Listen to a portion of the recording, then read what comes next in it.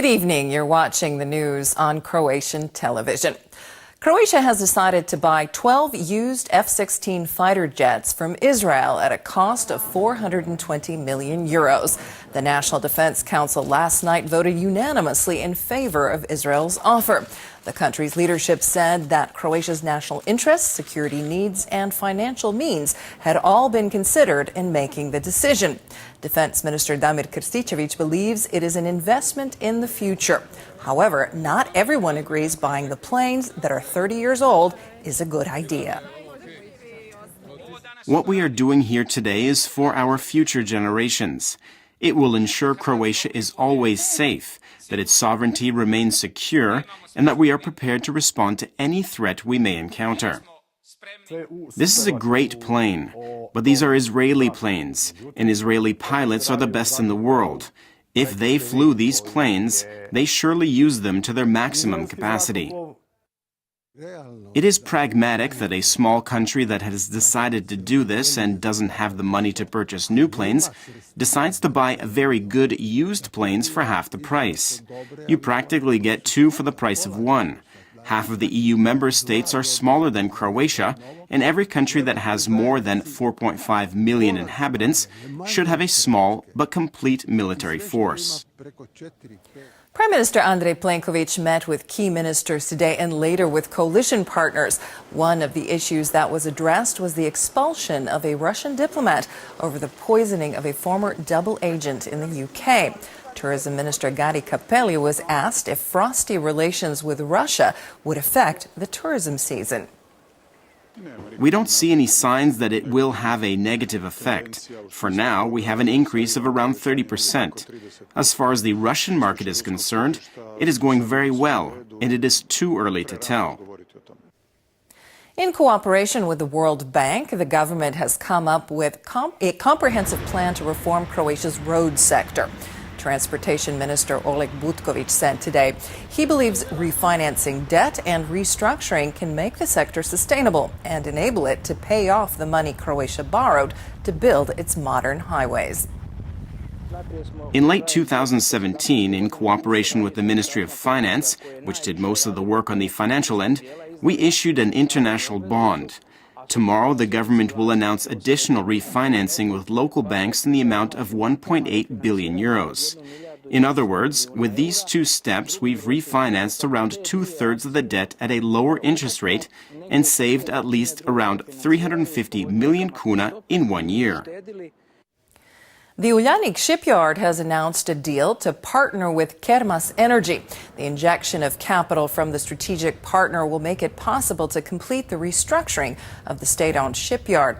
The shipyard's workers are not convinced their situation will improve in the near future. Whatever happens, happens. Even if it falls through, it won't make much difference. We'll still be in the same boat until we get management. We have to save our shipbuilding industry. We have 61 years of work behind us.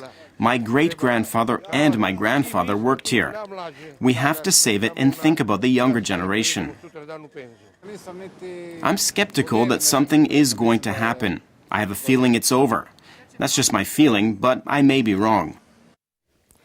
President Kolinda Grabar-Kitarović has wrapped up her three-day visit to Karlovac County.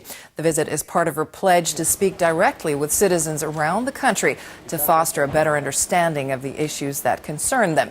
One of those issues is the increasing emigration trend as young people seek career opportunities abroad. She said it may be time to create a ministry that would deal exclusively with demographics. I truly believe the time has come to seriously consider dedicating a ministry to demographics. This doesn't necessarily mean adding more ministries.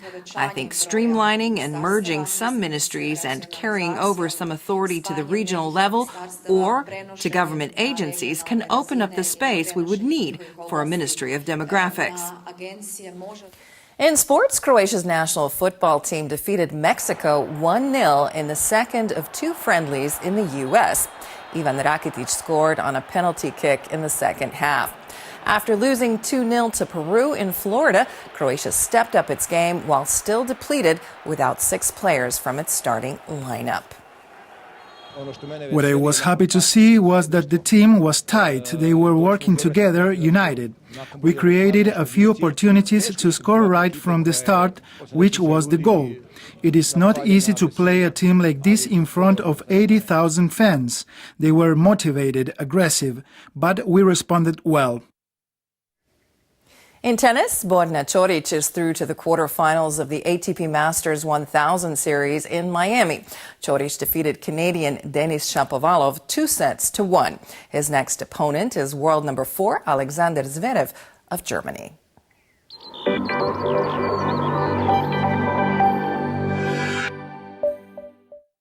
Tomorrow's forecast calls for moderate to heavy clouds with occasional rain and showers starting in the morning on the north coast and the westernmost reaches of the interior. The rest of the country can expect frequent showers in the afternoon and evening.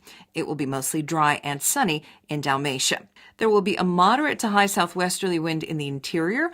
On the coast, expect a rising southeasterly, which will reach gale force gusts by evening. Morning lows will range from 3 to 8 inland and from 7 to 12 on the Adriatic. Daytime highs will be mostly between 11 and 16, slightly higher in the far south. Conditions over the next 3 days will be variable. Gusty winds and rising temperatures are expected until Sunday. There is a chance of heavy showers over the weekend, especially in the mountains and interior Dalmatia. On Sunday, winds will shift to a northwesterly direction, chasing away the clouds, but also bringing down temperatures. On the coast, a rising southeasterly wind will drive up temperatures further.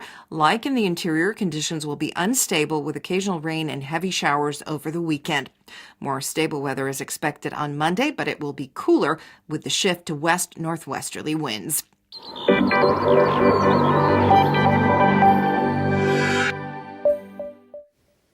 And that brings us to the end of the news. Thanks for joining us. We'll see you again tomorrow.